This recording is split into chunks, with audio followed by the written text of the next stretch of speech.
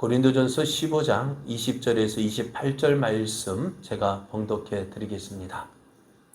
그러나 이제 그리스도께서 죽은 자 가운데서 다시 살아나사 잠자는 자들의 첫 열매가 되셨도다. 사망이 한 사람으로 말미암았으니 죽은 자의 부활도 한 사람으로 말미암는도다. 아담 안에서 모든 사람이 죽은 것 같이 그리스도 안에서 모든 사람이 삶을 얻으리라.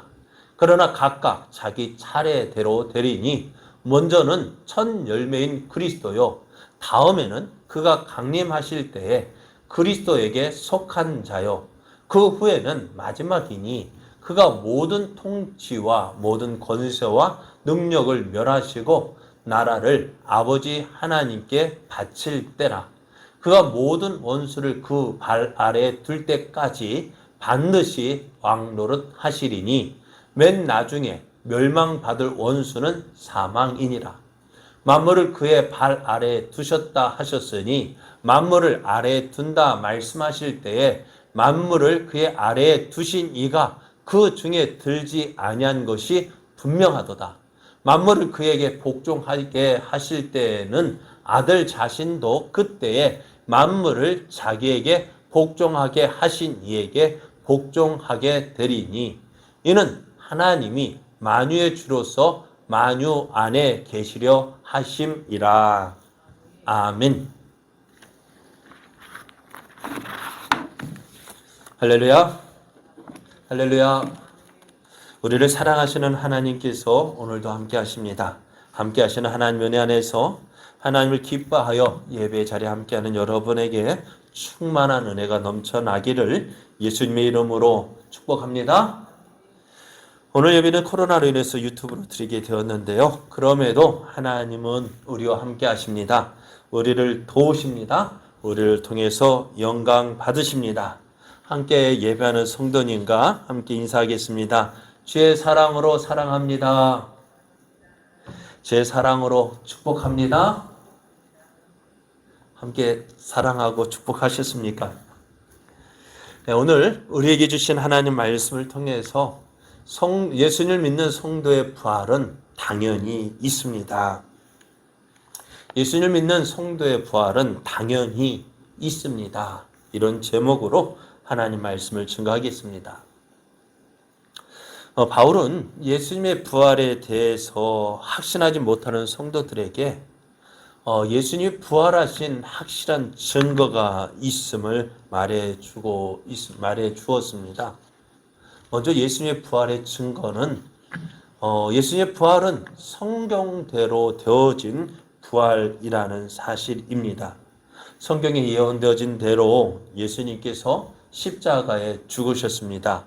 그리고 죽으시고 장사 지낸 후에 사흘 만에 성경대로 다시 살아나셨습니다. 예수님의 십자가의 죽으심은 성경에 예언되어진 것이고 또 죽으신 후 사흘 만에 다시 살아나신 것은 바로 성경대로 되어진 것입니다.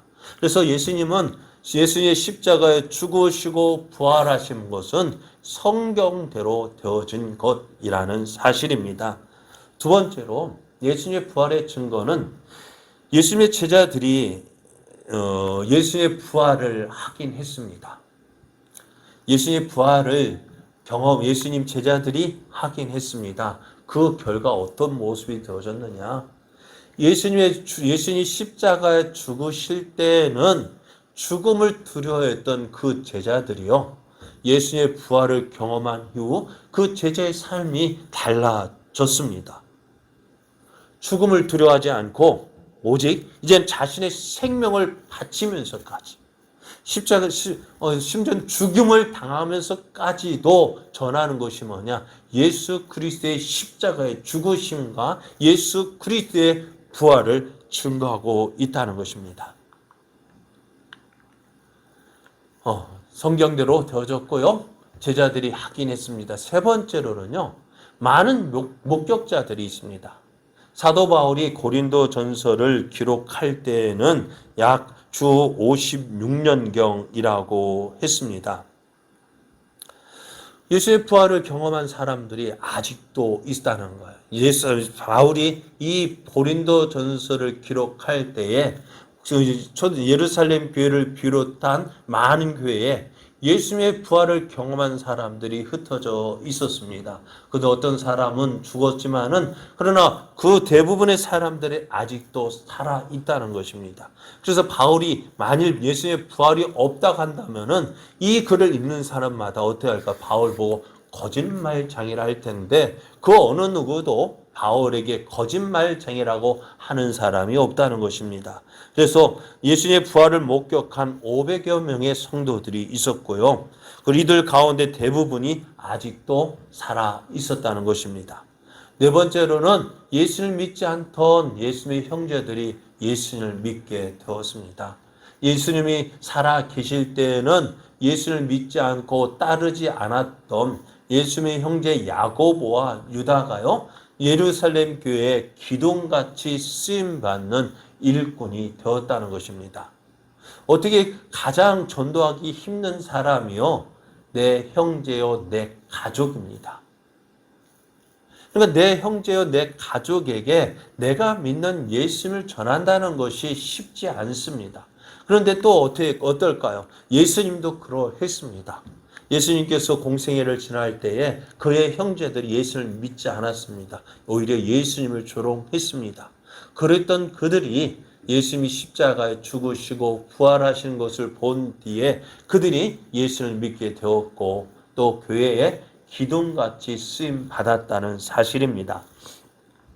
또 마지막 하나 더 있다면은 예수를 믿던 사람들을 핍박하던 바울이요, 부활하신 예수를 만나고 또 만난 후에 예수를 믿게 되었다는 것입니다. 그래서 이제 전에는 예수를 믿던 사람을 핍박했던 그가 다메섹 도상에서 부활하신 예수를 만난 이후에 그는 이제 예수님을 전하는 자가 되었습니다. 이렇게 바울은 예수님에 대한 분명한 부활의 확실한 증거가 있었습니다. 그리고 그래서 그 증거를 가지고 담대히 예수님의 부활을 증거하였고 오늘 고린도 교회에도 예수 그리스도의 부활을 전했습니다. 그럼에도 어떤 사람들은요 이렇게 묻습니다. 어떻게 죽은 사람이 다시 살아날 수 있느냐는 것입니다. 죽은 사람이 어떻게 살아날 수 있을까요? 그렇습니다.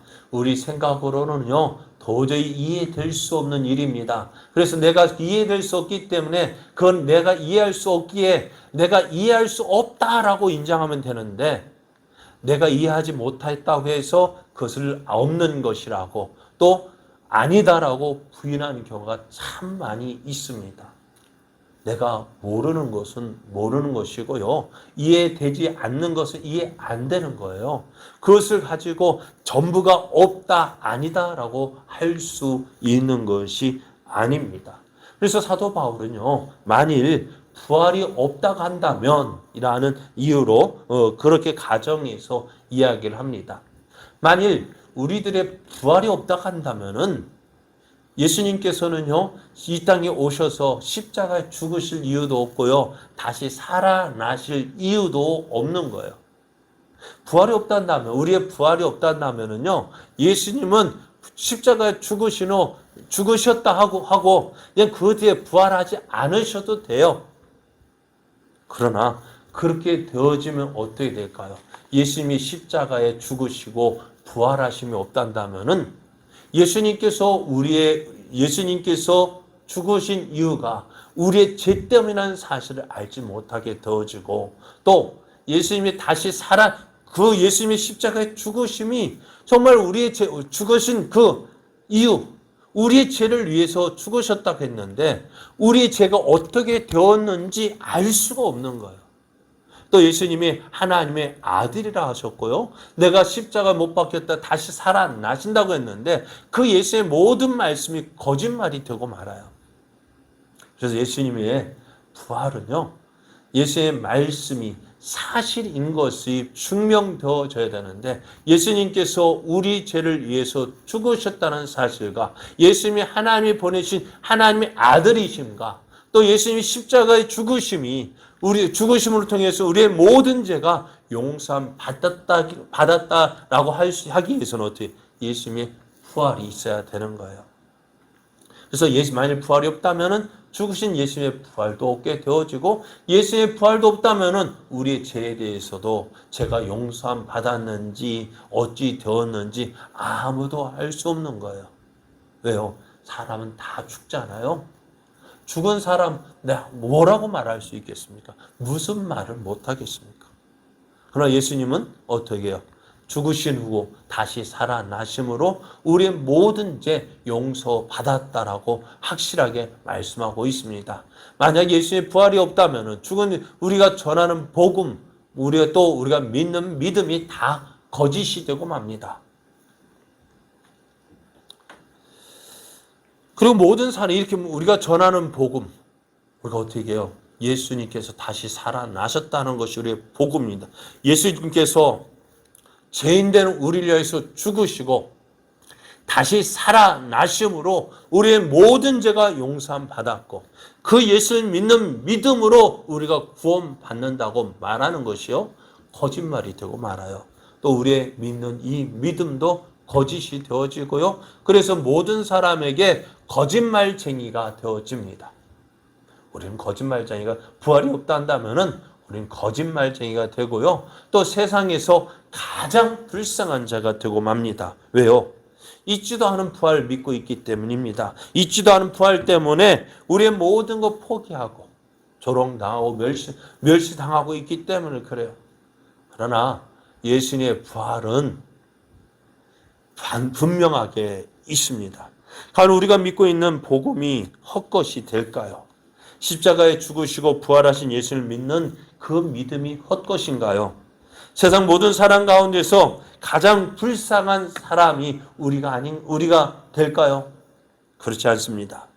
예수의 부활은 너무너무 확실합니다. 뿐만 아니라 예수의 부활, 부인할 수 없는 일이고요. 이 부활을 바울이 지금 자신이 이렇게 복음을 전하고 있는 이유가 부활하신 예수님을 만났기 때문입니다. 바울은요, 다른 사실 다 부인할 수 있겠지만은요, 자신이 만난 부활하신 예수님 부인할 수가 없어요. 왜요? 바울은 예수의 부활을 이렇게 표현하고 있습니다. 고린도전서 15장 20절을 보면은, 그러나 이제 그리스도께서 죽은 자 가운데서 다시 살아나사 잠자는 자들의 첫 열매가 되셨도다라고 말씀합니다. 잠자는 자들의 첫 열매가 되셨다고 하셨습니다. 예수님은 세상의 눈으로 볼 때는요, 아무런 소망이 없는 죽음 앞에서 소망이 되어 주셨습니다. 세상은 사람이 한 번 죽는 것으로 모든 것이 끝나는 것으로 알고 있습니다. 사람이 한 번 죽는 것 정한 것으로 알고 있습니다. 그 다음에는 끝나는 줄 알고 있었습니다. 그렇게 믿음이 좋았던 마르다도 그의 오빠 나사로가 죽게 되자 그렇게 믿고 의지했던 예수님을 어떻게 해요? 그 예수님을 의지하지 못합니다. 왜요? 죽었기 때문에요. 죽은 다음에는 소용이 없어요. 죽으면 모든 것이 끝났습니다. 죽음은 그 어느 것도 이길 수가 없었습니다. 그래서 예수님께서 죽은 나사로를 살리기 위해서 마르다에게 무덤문을 열라 할 때에 마르다는 이렇게 이야기합니다. 주여, 죽은 지가 나흘임에 이미 냄새가 나나이다. 아무런 소망 없습니다. 끝났습니다. 예수님이라 할지라도 이제 끝났습니다. 왜 그럴까요? 왜 그렇게 믿음 좋았던 마르다가 왜 예수님이 말씀함에도 불구하고 그 말씀에 순종하지 못하는 이유가 무엇입니까? 죽음을 우리 인생의 마지막으로 알고 있기 때문입니다. 죽음 이후에는 어느 누구도 힘쓸 수 없는 것으로 생각하기 때문입니다. 이렇게 죽음을 끝이라고 생각합니다. 하지만 예수님은 그렇지 않으셨습니다. 죽음을 향하여서 명령하셨습니다. 죽은 자를 향하여서 나사렛 무덤 앞에서 나사로의 이름을 부르면서 죽은 자 가운데서 나오라고 명령하셨습니다. 예수님이 명령하실 때에 죽은 나사로가 그 예수의 말씀에 순종했습니다. 죽은 자 가운데서 일어났습니다. 벌떡 일어났습니다. 예수님은 그 죽은 나사로를 향해 그 묶인 것을 풀어주라 하셨습니다. 그래요. 예수의 명령에 죽음도 그 말씀 앞에서는 순종할 수밖에 없었습니다. 그 예수님께서 십자가에 죽으셨습니다. 사람들이 이제 모든 것이 끝났다고 생각했습니다.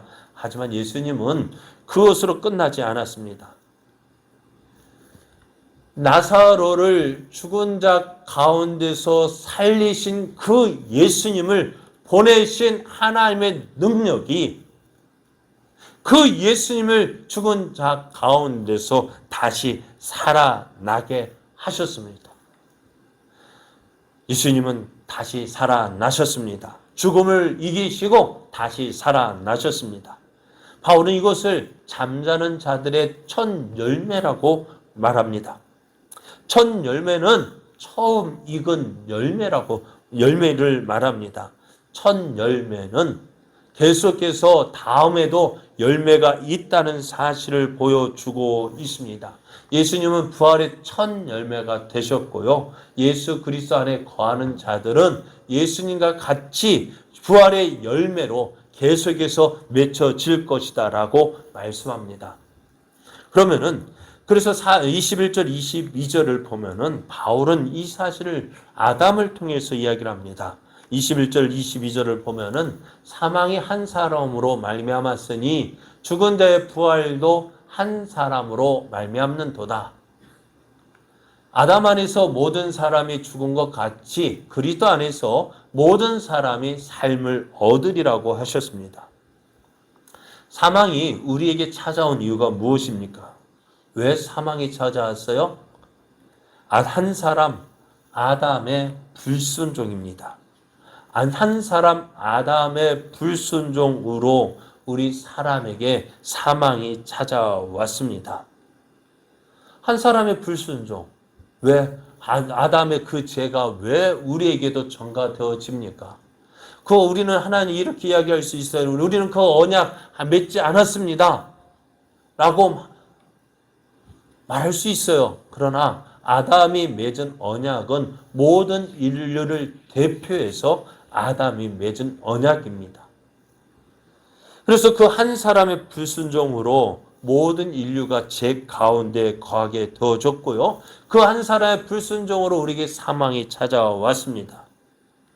이와 같이 한 사람이 불순종 안에서, 그래서 아담 안에서 모든 사람이 죽은 것 같이 그리스도 안에서 모든 사람이 삶을 얻으리라고 말씀하고 있습니다. 지금까지 아담의 범죄로 말미암아 죽음에 이르게 된 모든 사람이 예수 그리스도의 순종으로 사망과 저주의 연결고리를 끊고 부활의 산 소망을 가지게 된 것입니다. 그러므로 이제 모든 믿는 자의 대표인 예수 그리스도 안에 있는 사람은요, 예수님과 함께 부활에 참여할 수 있게 되었습니다. 그것을 다시 이야기하면 22절 아담 안에서 모든 사람이 죽은 것 같이 그리스도 안에서 모든 사람이 삶을 얻으리라고 말씀합니다. 아담이 인류의 대표로서 하나님과 언약을 맺었다가 불순종으로 실패했지만 이제 예수님께서 인류의 대표로서 하나님의 언약을 성취하심으로 모든 사람이 구원을 얻게 됩니다. 그런데 이 말씀에서요, 우리는 한 가지 중요한 사실을 기억해야 합니다. 아담 안에서 모든 사람과 그리스도 안에서 모든 사람이 같은 사람이 아니라는 거예요.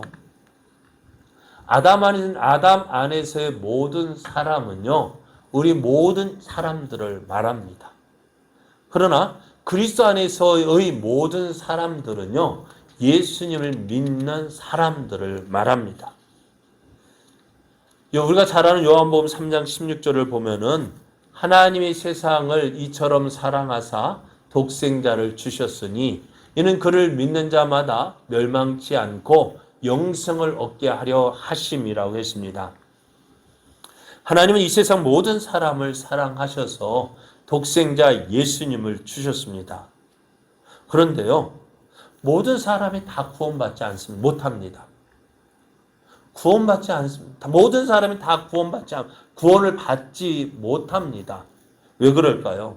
하나님의 능력이, 하나님의 손이 짧아서 저들을 다 구원하지 못하시는 것일까요? 아닙니다. 하나님 모든 사람을 다 구원하실 수 있는 능력이 있습니다만은 모든 사람이 다 구원받지 못하는 것은 무엇이냐? 모든 사람이 다 믿지 않기 때문에 그렇습니다. 그를 믿는 자마다 멸망하지 않고 영생을 얻게 하려 하심이라 했어요. 세상을 사랑하셔서 이 세상의 모든 사람을 위하여서 예수님을 보내주셨지만 그 모든 사람이 그 하나님의 사랑, 그 하나님의 은혜를 누리는 것이 아니라 어떤 사람이요? 그를 믿는 자마다 예수님께서 내 죄 때문에 죽어주심을 믿고 예수님이 나의 구주가 되심을 믿는 사람만이 구원을 받는다라고 말씀합니다. 그래서 이것이 바로 믿음입니다. 하나님의 이 믿음, 하나님의 부르심에 대한 우리의 순종입니다.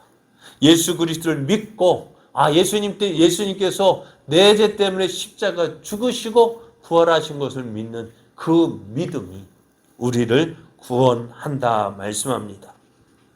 그래서 한 사람 예수 그리스도를 믿는 그 믿음으로 우리가 생명의 삶을 얻게 되어진 것입니다. 이제 예수님이 부활하실 때에 어느 날 갑자기 부활을 하게 되어질 것인데요. 그러면 그렇다고 해서 부활에도 순서가 있다라고 말씀해요. 23절을 보면은요. 그러나 각각 자기 차례대로 되리니 먼저는 첫 열매인 그리스도요. 다음에는 그가 강림하실 때에 그리스도께 속한 자라고 말씀하고 있습니다. 오늘 말씀에 보면 부활에도 순서가 있습니다. 먼저 첫 번째 부활은 부활의 첫 열매이신 예수님이십니다. 예수님께서 지금 바울이 증거한 것처럼 성경대로 부활하셨습니다. 제자들이 경험을 했습니다. 많은 증인들 앞에서 그 부활하신 것을 보여주셨습니다. 예수님이 형제들에게도 보여주셨고요. 예수를 믿는 사람을 핍박했던 바울에게도 이 부활하신 예수님의 부활을 보여주셨습니다. 뿐만 아니라 제자들과 40일 동안 함께 계신 후에 많은 사람들이 보는 앞에서 하늘로 올라가셨습니다. 그때 하늘로 올라가시면서 예수님께서 하신 말씀이 이것입니다.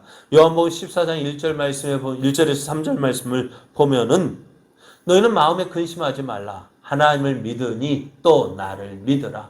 내 아버지 집에 거할 곳이 많도다. 그렇지 않으면 너에게 일렀으리라. 내가 너희를 위하여 거처를 예비하러 가노니 가서 너희를 위하여 거처를 예비하면 내가 다시 와서 너희를 내게로 영접하여 나 있는 곳에 너희도 있게 하리라 하셨어요. 하나님께서 지금 하늘로 올라가신 이유가 무엇입니까? 부활하신 예수님께서 우리와 함께 계시지 아니하시고 하늘로 올라가신 이유가 뭐냐? 우리를 위하여서 거처를 예비하기 위해서 올라가셨다라고 말씀합니다. 그리고요, 때가 되어지면 어떻게 하신다고요? 내가 다시 와서 너희를 내게로 영접하여 나 있는 곳에 너희도 있게 하리라고 말씀하셨습니다. 그렇습니다. 예수님께서 첫 번째 부활의 첫 열매가 되셔서 우리에게 그 죽은 자 가운데서 살아나셨습니다. 그 부활의 열매를 보여주신 예수님은 지금 오늘 우리를 위하여서 하나님의 나라에서 우리가 거할 처소를 마련하고 계신다는 거예요. 그리고 그 처소가 예비되어지면은 우리를 다시 데리러 오신다고 말씀하셨습니다. 그런데 사람들이 이렇게 이야기하죠. 야, 그때가 언제인데? 그때가 언젠데요?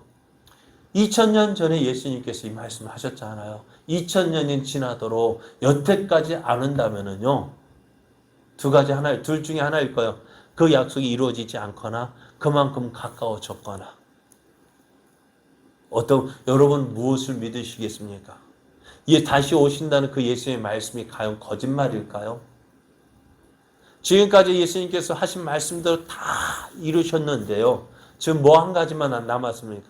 지금까지 예수님께서 행하신 그 모든 구약 성경에 예언되어진 그 모든 것을 행하셨고 또 이 땅에서 우리의 구원을 이루신 그 예수님께서 마지막 하늘로 올라가셨습니다. 이제 한 가지 남았는데 무엇입니까? 다시 오시리라는 그 약속만이 남았는데 여러분 99.9%가 맞다고 하면은 나머지 0.001%는 어떻게 될까요? 될까요? 안 될까요? 여러분 예수님께서 하신 말씀대로 오시는 것 그것이 거짓말이 아니라 사실이라는 것을 우리가 기억을 해야 합니다. 예수님은 다시 오십니다. 부활하신 예수님, 지금 천국에 계신 그 예수님, 오늘 우리 모든 처소가 준비되어지면 우리를 위하여 이 땅에 오실까요? 왜 예수님은 지금도 기다리고 계실까요? 왜 예수님은 지금도 왜 우리가 그토록 기다리던 이 재림, 그 날에 왜 그 재림을 하지 않으실까요? 그것은 한 영혼이라도 더 구원하시려는 그 하나님 아버지의 그 절절한 마음 때문에 그렇습니다. 한 영혼이라도 더 구원하시려는 그 하나님의 마음 때문에 오늘 그 마음을 우리가 알아야 돼요. 하나님의 살아가신 영혼이 죄악 가운데 거하고 있는 것을 볼 수가 없고 또 그들이 예수님이 이 땅에 오시게 되어지면은 그 모든 것이 마지막 되기 때문에 지금도 참고 기다리신다는 것입니다. 여러분, 예수님께서 다시 오시는 그날은요, 우리에게는 어떤 날일까요? 예수님께서 재림하시는 그날은요, 우리의 부활의 날이 되어지는 것입니다. 예수님께서 재림하신 그날, 예수님께 속한 자들, 또 예수를 믿지 않는 사람도 부활하게 되어집니다. 그러니까 예수를 믿는 사람들이 부활할 때는 어떨까요? 기쁨이고 즐거움이고. 그래서 성경은 이렇게 말씀해요. 요한복음 5장 29절 말씀을 보면은 선한 일을 행한 자는 생명의 부활로 악한 일을 행한 자는 심판의 부활로 나오리라 했어요. 부활은요, 예수를 믿는 자에게만 있는 것이 아니라 믿지 않는 자에게도 있다라고 말씀하고 있습니다. 그래서 마지막 이 예수님이 재림하시게 되어질 때에 예수를 믿는 자들은 생명의 부활로 오지만은 예수를 믿지 않는 자들은 어떻게 해요? 심판의 부활로 나오게 되어지는데 하나님 그 한 영혼이라도 귀하게 보시고 그 한 영혼을 귀하게 여기시기에 오늘 그 영혼이 주님께로 돌아오도록 하시게 하여서 참고 기다리고 계시는 거예요. 그리고 예수님께서 재림하실 때 그날은 오늘 우리 성도들의 부활이 날이 되어집니다. 그래서 데살로니가전서 4장 16절에서 17절 말씀을 보면은 이 날에 대해서 이렇게 말씀합니다. 주께서 호령과 천사장의 소리와 하나님의 나팔 소리로 친히 하늘로부터 강림하시리니 그리스도 안에서 죽은 자들이 먼저 일어나고 그 후에 우리 살아남은 자들도 그들과 함께 구름 속으로 들어올려 공중에서 주를 영접하게 하시리니 그리하여 우리가 항상 주와 함께 있으리라 했습니다. 예수님께서 재림하시는 그날이 오늘 우리의 부활의 날이 되어진다라고 말씀합니다. 예수님은 예수님께서 십자가에 죽으시고 3일 만에 다시 살아나셨습니다. 예수님의 부활은 부활의 첫 열매가 되셔서 우리의 소망이 되어집니다. 우리는 예수님과 같이 죽는다 할지라도 어떻게 해요? 다시 살아날 소망이 있습니다. 예수님께서 이 말씀 믿는 자는요 어떻게 되어질까? 이 말씀 믿어질 거예요. 예수께서 이르시되 나는 부활이요 생명이니 나를 믿는 자는 죽어도 살겠고 무릇 살아서 나를 믿는 자는 영원히 죽지 아니하리니 이것을 내가 믿느냐? 이것은 마르다에게만 주시는 말씀이 아니에요. 오늘 예수를 믿는 우리에게도 주시는 말씀입니다. 다시 한번 읽어볼까요? 예수께서 이르시되 나는 부활이요 생명이니 나를 믿는 자는 죽어도 살겠고 무릇 살아서 나를 믿는 자는 영원히 죽지 아니하리니 이것을 내가 믿느냐라고 말씀합니다. 이 말씀을 믿고 우리에게 주어진 믿음의 삶을 살 때에 우리는 영광의 주님, 재림의 그 주님을 다시 만나게 될 것입니다. 혹 이 땅에서의 우리의 삶이 끝난다 할지라도 그 소망은 끊어지지 아니하고 그 소망은 계속되어지고 또 그래서 어떻게 해요? 주님 오실 그날 죽은 자 가운데서 다시 살아날 수 있게 되어지는 것입니다. 사랑하는 여러분, 이 부활의 날은요 단순한 예수님의 재림의 날이 아닙니다. 예수님께서 재림하신 그날은요 예수를 믿는 우리에게는 영광의 날이 될 것입니다. 하지만 예수를 믿지 않았던 자들에게는요 심판의 날이 될 것입니다. 24절을 보면 이 사실을 이렇게 말씀합니다. 그 후에는 마지막이니 그가 모든 통치와 모든 권세와 능력을 멸하시고 나라를 아버지 하나님께 바칠 때라 했습니다. 예수님께서 재림하시는 그날은 그리스도께서 하나님 아버지께 하나님의 나라를 드리는 영광의 나라가 될 것입니다. 또한 동시에 하나님을 대적했던 모든 통치와 권세와 능력은 멸하시는 날이 될 것입니다. 예수님이 영광 중에 재림하신 후 예수님은 온 세상을 다스립니다. 25절 말씀을 그가 모든 원수를 그 발 아래에 둘 때까지 반드시 왕노릇 하시리니 맨 나중에 멸망받을 원수는 사망이라 했습니다. 우리는 며칠 전에 강복절을 지냈습니다. 이 강복을 맞이하기 위해서 우리 선열들은 자기의 생명과 재산과 우리 모든 것을 바쳐서 헌신을 했습니다. 그들의 희생과 헌신으로 강복을 맞이했을 때에 그 기쁨을 어떻게 표현할 수 있을까요? 8월 15일 12시에 일본 왕이 항복 선언을 할 때에 전국 방방곡곡에서요 언제 어떻게 그렇게 준비했는지 모르지만은요 태극기의 물결이 전국을 덮었습니다. 일제치하에서 어떻게 그렇게 준비할 수 있었을까요? 이 모습은요 예수님의 재림하실 때의 모습이기도 합니다. 재림하신 예수님을 맞이하기 위하여서 무덤이 열리고 무덤에서 잠자던 육신이 부활하여 영광의 주님을 맞이할 그 모습이 이 강복절의 모습과 버금가겠습니까마는 그렇게 기쁨으로 주님을 맞이하게 될 것입니다. 그날에 이 땅에 강복이 오지 않았을 것이라고 생각하고 일제 충성했던 사람들은 부끄러움을 당하고 강복을 소망하며 살았던 사람들은 기쁨으로 그날을 맞이한 것처럼 우리도 그렇게 주님을 맞이하게 될 것입니다. 그렇게 될 때 온 땅이 하나님께 영광을 돌리게 되고 믿는 우리들이 바라던 그 날이 되어지는 것입니다. 사랑하는 성도 여러분, 부활은요 우리 믿는 자들에게요 부활은 반드시 있어야 됩니다. 반드시 있습니다. 아니 꼭 있어야 됩니다. 왜요? 우리의 믿는 믿음이 헛되지 아니함을 보여주는 것이기 때문에 그렇습니다. 영광의 그날을 바라보면 우리는 오늘 우리에게 주어진 이 자리에서 우리의 믿음을 지킴으로 빛을 발하는 삶을 살아야 합니다. 어떻게 빛을 발할까요? 어려움 속에서도 하나님의 약속이 이루어질 그것을 바라보는 것입니다.